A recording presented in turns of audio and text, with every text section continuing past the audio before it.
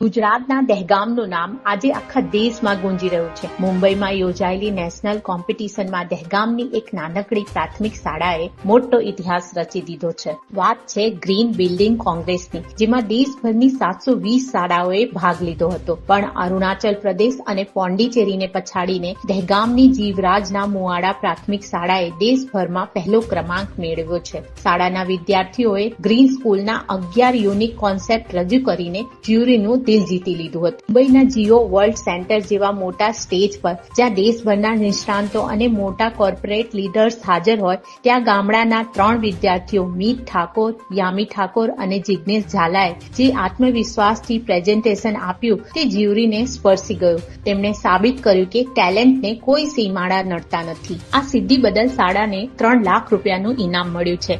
આચાર્ય વિપિનભાઈ ગોસ્વામી અને તેમની ટીમને સલામ છે, જેમણે સાબિત કર્યું છે કે સુવિધા નહીં પણ દ્રષ્ટિ હોય તો ગામડાની સ્કૂલ પર દેશમાં અવ્વલ આવી શકે છે। સાથે જ ગુજરાતની આ નાનકડી શાળાએ ગ્રીન એનર્જી અને પર્યાવરણ સંરક્ષણના ક્ષેત્રે સમગ્ર દેશને એક નવો માર્ગ ચીંધ્યો છે। તો દહેગામ અને ગુજરાતના આ ગૌરવ માટે કમેન્ટમાં અભિનંદન લખવાનું ચૂકતા નહીં। ઘરની વીજળી સ્વયં બનાવવા આજે સેસોલારનો સંપર્ક કરો।